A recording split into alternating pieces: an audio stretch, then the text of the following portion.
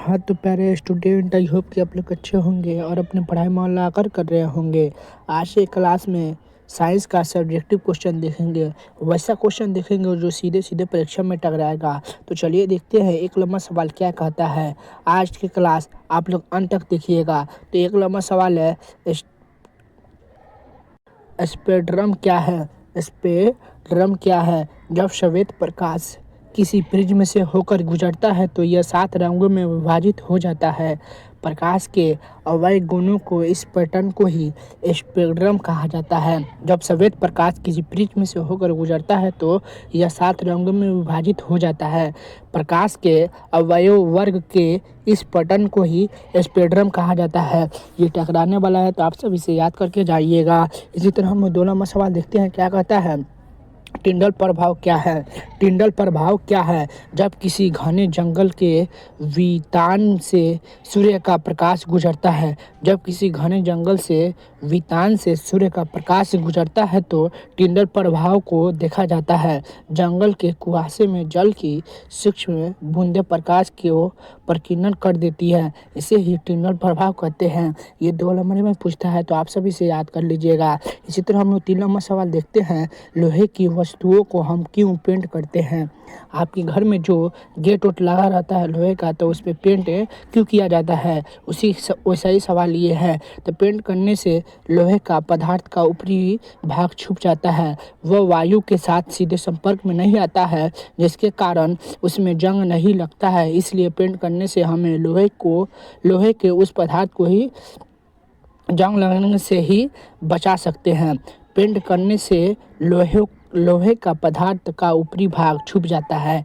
वह वायु के साथ सीधे संपर्क में नहीं आता है, जिसके कारण उसमें जंग नहीं लगता है। इसलिए पेंट करने से हम लोहे के उस पदार्थ को जंग लगने से बचा सकते हैं। इसी तरह हम लोग 4 नंबर सवाल देखते हैं। अवतल दर्पण के उपयोगों को लिखिए। अवतल दर्पण के उपयोगों को लिखिए। अवतल दर्पण के कितना उपयोग है तो इसका उपयोगों को लिख देना है। तो अवतल दर्पण के निम्न उपयोग है। 1 नंबर में बड़े आकार के अवतल दर्पण का प्रयोग और ऊर्जा के लिए किया जाता है। और 2 नंबर में होगा इनका प्रयोग वाहनों की headlight, lamp, search light, torch आदि में बनाने के लिए किया जाता है। और 3 नंबर में होगा शेविंग दर्पणों को बनाने में इसका प्रयोग किया जाता है। और 4 नंबर में दंत चिकित्सा तथा विशेष रोगी का परीक्षण करने के लिए किया जाता है। इसका आंसर हो जाएगा ये कि अवतल दर्पण का उपयोगों को लिखिए। तो आप सब इसे याद करके जाइएगा। ये 2 नंबर में पूछता है प्रतिवर्ष। इसी तरह हम लोग 5 नंबर सवाल देखते हैं। रेलवे के सिंगल का प्रकाश लाल रंग का ही क्यों होता है? रेलवे के सिंगल का प्रकाश लाल रंग का क्यों होता है?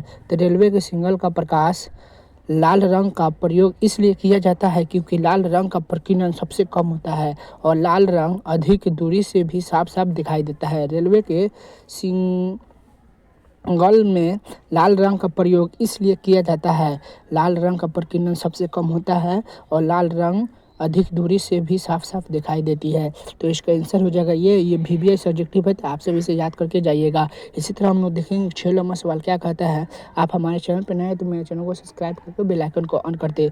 और 6 नंबर सवाल देखेंगे। दृष्टि दोष क्या है? यह कितने प्रकार के होते हैं? दृष्टि और दोष क्या है? यह कितने प्रकार के होते हैं? सामान्य नेत्र द्वारा 25 सेंटीमीटर पर किसी वस्तु को स्पष्ट देखा पाता है। जब इस स्पष्ट दर्शन की न्यूनतम दूरी पर वस्तु को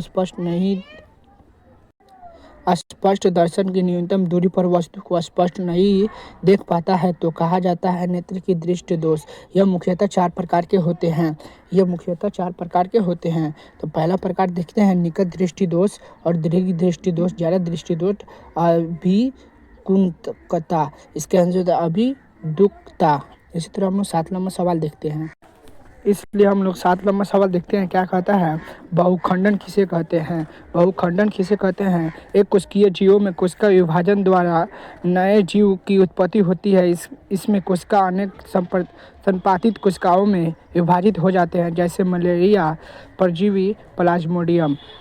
बहुखंडन किसे कहते हैं? तो आप सभी से याद करके जाइएगा कि एक कोशिकीय जीवों में कोशिका विभाजन द्वारा नए जीव की उत्पत्ति होती है।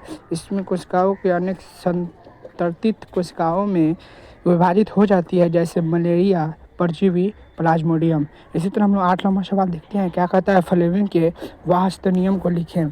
फ्लेमिंग के वाहस्त नियम को लिखे। तो फ्लेमिंग के वाहस्त नियम, अपने दाएं हाथ की तर्जनी मध्य व अंगूठे को परस्पर लंबवत फैलाए।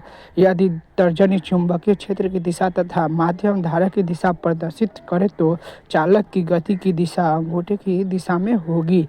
इसका आंसर हो जाएगा फ्लेमिंग की वह हस्त नियम को लिखे। तो आप सब इसे याद करके एग्जाम हॉल में जाइएगा, यहीं से टकराएगा।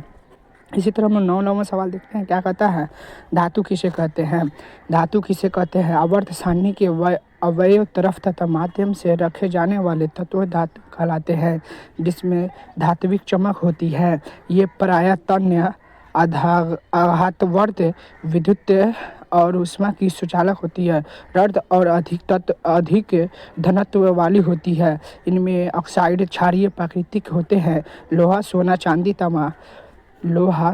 चांदी, तांबा, पैलेडियम आदि धातुओं के उदाहरण हैं। तो आप सब इसे याद करके जाइएगा। और आखिरी सवाल है, संरक्षण से क्या समझते हैं। संरक्षण से आप क्या समझते हैं, 10 नंबर और आखिरी सवाल है।